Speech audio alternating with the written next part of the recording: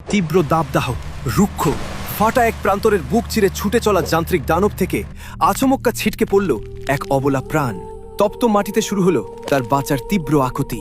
আকাশ চিরে ত্রাতার মতো নেমে এলো আমাদের হিরো, দয়ালু আফ্রিকান গ্রে তোতা।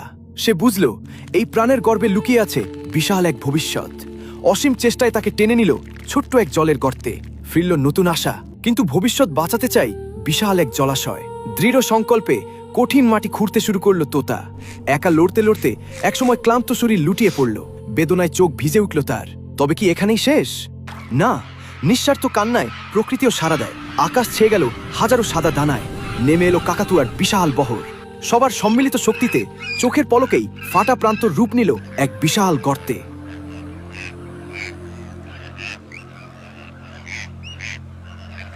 লিডারের ইশারায় ঠোঁটে নারকেলের মালা নিয়ে তারা পাড়ি দিল দূর জলাশয়ে। নীল আকাশের বুকে জল নিয়ে উড়ে আসার সেই দৃশ্য যেন অদ্ভুত এক ক্যানভাস।